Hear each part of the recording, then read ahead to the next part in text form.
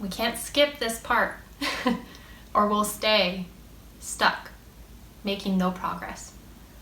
So we're going to recover from binge eating, and then we're going to transform our bodies, and we are going to see just how much we're capable of, because, girlfriend, you and I together are going to reach our fullest potential. I cannot wait to get there. It's going to be fun. So let's focus on where we are now, right? Okay, let me just jump into where it started for me. So at this time, I was a college student. I was actually getting my degree in dietetics, which, if you know what that is, it's nutrition, something I've always been passionate about. I was a group exercise instructor. I was also a fitness model, which was so much fun. And I was a figure competitor in the NPC, the National Physique Committee.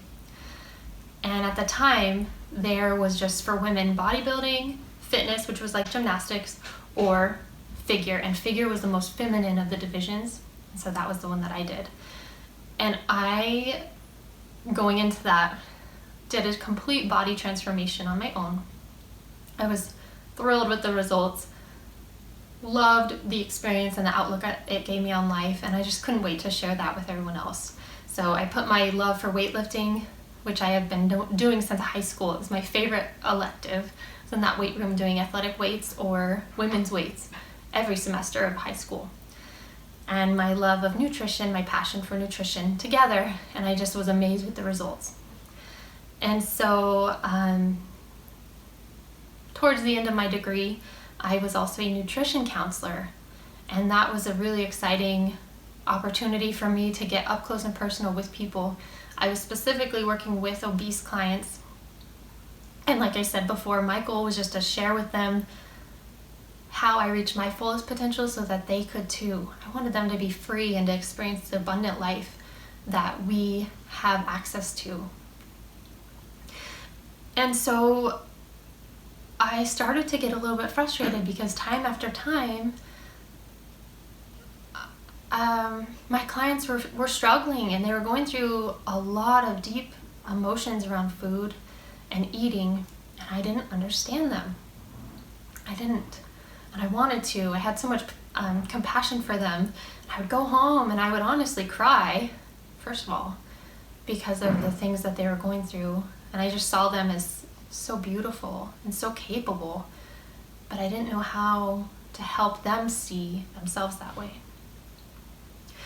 But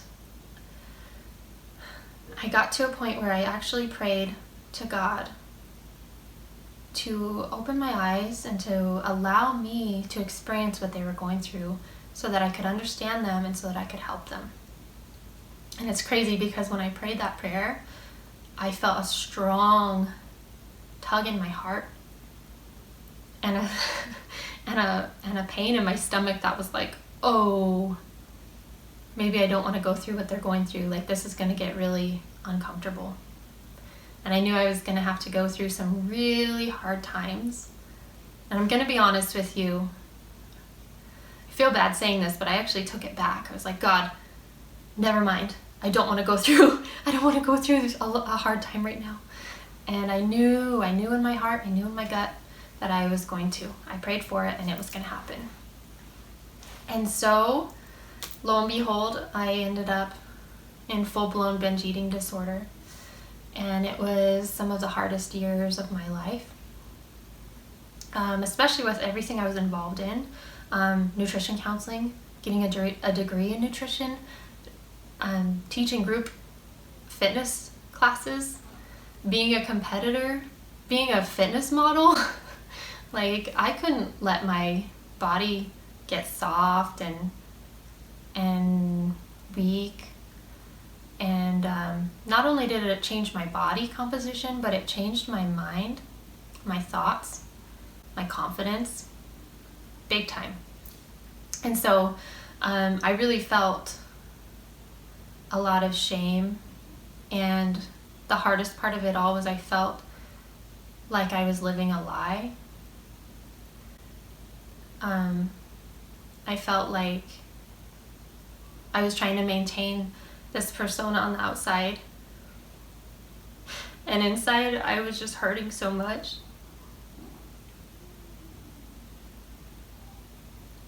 And I wanted to continue helping people, but I felt like I couldn't even help myself.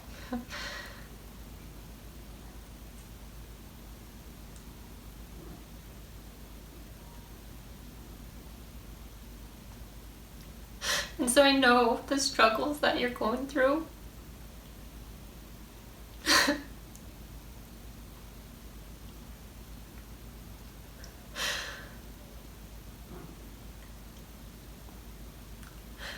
And it became no longer about experiencing food and the pleasure and the energy it gave me. It became just all about the numbers, right? Like, how many calories are in this? I need to drop this much weight on the scale. I have a photo shoot coming up. I can't be this size. And when I would go to those things that were scheduled or appointments, and they would be expecting me to look the way all my pictures looked, I would show up and I would try to be that person, but I felt like I lost her and I didn't know where she was. And so this disconnect grew bigger and bigger between who I wanted to be and who I thought I was. And who I thought I was when I was deep into the disorder was someone who was very broken and hurting, and who was not beautiful. And it continued to hurt me and break me down until I really felt, I hate to say this, but I really felt unworthy. I didn't feel valuable.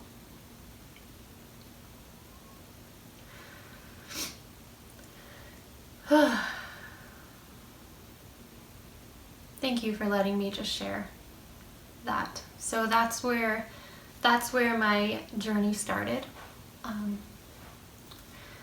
And as we go, I'm going to continue to share how I found the way out. And I will tell you, I could not have possibly found the way out without my Lord and Savior, Jesus Christ. I am telling you with all of my heart, so passionately, He is real. He is so real, and He revealed Himself to me so strongly through all of the pain and all the brokenness and all the unworthiness that I was feeling, and He told me that I am worthy. And you, my friend, are so valuable. You are so precious in His sight. You are made in His very image.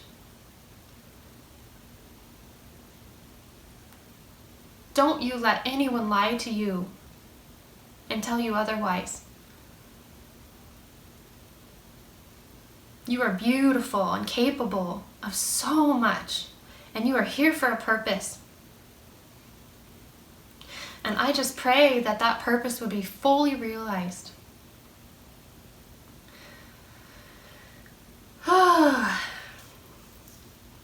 Okay, let me see if there's anything else. I probably am going over the time. I like to kind of keep these videos 10 to 15 minutes just so it's not too much for you in one week.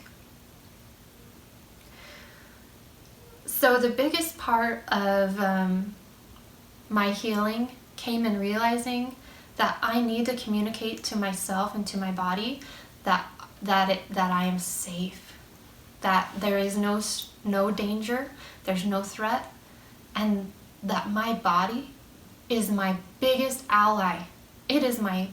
Our body needs to be our very best friend. We need to learn how to work with our bodies and stop the fighting against it. No longer be at war with ourselves. We are the only people we can never get away from. Do you realize that? You can never get away from yourself. And so if you have to be with yourself all the time, and I've heard this before, we can't even go to the bathroom without ourselves, right? We are going to want to like the person we see in the mirror. So how we communicate to ourselves that we're safe is going to be keeping our needs met. No longer skipping meals, no longer making sleep not a priority. We need to make sleeping and having hydration and moving our bodies in a way that feels good to us, and breathing deeply and being connected to the right people who are supportive. We need to make those things a priority so that we communicate to our bodies that we are valuable and that our bodies can heal, because until we take care of ourselves, we are not going to be able to heal. I appreciate you more than you know, and I love that we get to go on this journey together. So thank you. Connect with me. Drop a comment and just let me know, was this helpful? What's your biggest takeaway? Did you connect with any piece of what I shared today? So the more feedback you can give me, the better I can do at making sure I'm meeting your needs as well, and that this is worth both of our times. So do please connect with me and let me know some feedback, and I will just continue sharing parts of my journey and praying for your journey, that it is just going to be amazing to see you healed and recovered. I can't wait to hear from you. I hope you have an amazing day. Thank you so much, my friend. And remember, you are worthy. So worthy. All my love. Bye.